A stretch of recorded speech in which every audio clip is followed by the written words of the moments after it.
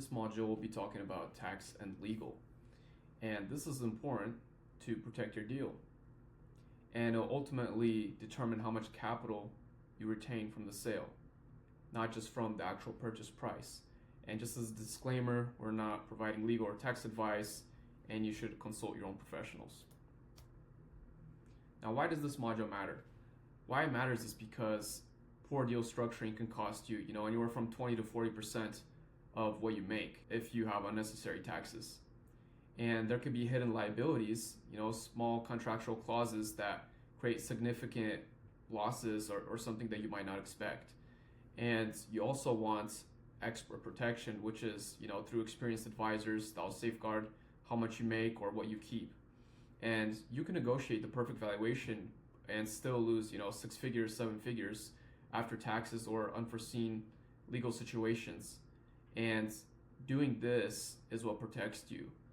And the goal isn't just to close, it is to close cleanly, to preserve the cash that you're initially offered and minimize future exposure. And what's an asset sale versus a share sale? We spoke about this briefly in another module, but we have to understand this in regards to the tax structure. So an asset sale is usually for deals under 10 million, but the tax is usually higher for the seller. And a share sale is, for larger acquisitions, usually over 10 million, and it's often a lower tax rate because of capital gains. And this is something very important to know. And each one of these structures carries different tax implications, so you always want to clarify which one you're going with before you sign an LOI. Key tax principles. So there's capital gains tax and ordinary income, and you want to structure it to qualify for favorable capital gains treatment if you can. And the tax rate differential can be 20% plus some percentage points. And this single thing can often determine whether you keep 60 or 80% of your actual proceeds. And the entity type matters as well, whether it's an LLC, C corporation, S-Corp. All of these have different tax treatments, and it's important to set this up correctly when you are starting your business as well, because it determines your tax rate at exit.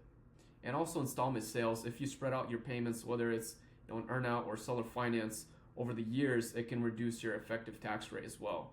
And then there's the QSBS tax exclusion, which is qualified small business stock provision, and it can eliminate up to 100% of capital gains taxes for eligible C-Corps.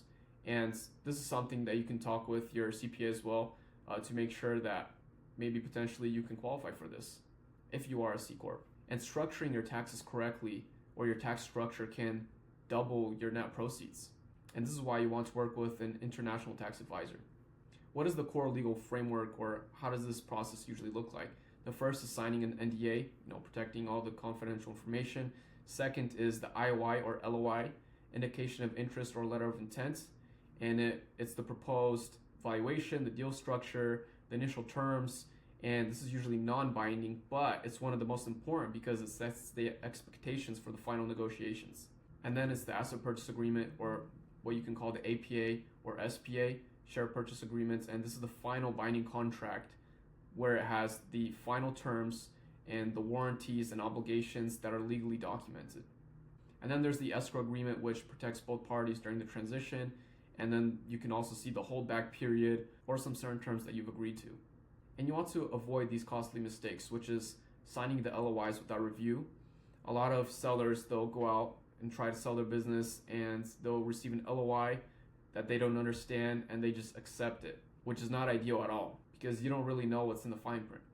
And then there's the incomplete liability disclosure, which is failing to disclose known liabilities or issues that will cause a lot of problems down the road if you don't disclose it right away. And then there's also overlooking non-competes, which can drastically limit your future opportunities or create years of payment uncertainty. And then also using generic templates. If you're using some templates that you found online, usually they're pretty crappy and they're not that good. So you want to make sure that you have something legit and that the contract that you're providing is actually effective.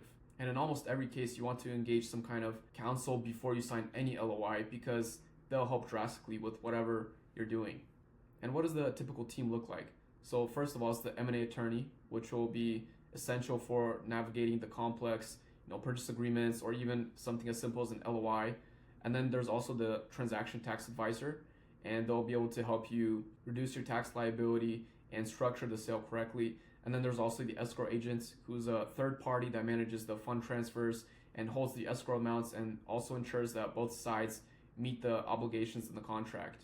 And then there's also the banker, if you choose to hire one, which is mostly for larger transactions, but they'll structure the deal terms, they'll negotiate on your behalf, and they also have their own buyer network that you can access. And these quality advisors are not a waste of money. They preserve the amount of money that you'll make.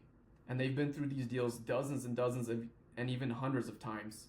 So it's worth to hire the best counsel possible. And structure wins deals. Deal structure is just as important as purchase price, and you have to equally optimize both. And you want to engage advisors early, as we discussed, before you sign anything. And you also want to review everything. Never sign documents before thorough expert review, because prevention beats correction. And you want to also protect your downside. You want to structure your agreements to minimize post-closing risk and maximize your net proceeds. And where can you find these M&A, legal, and tax advisors? You can look at a few different places, which is UpCounsel or Law Trades or Upwork, Clarity.fm or LinkedIn, plus local bar associations. You can look at all of these different websites to kind of find who matches your project.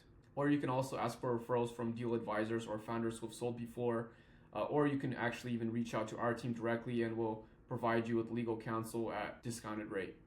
So that'll be it for this module.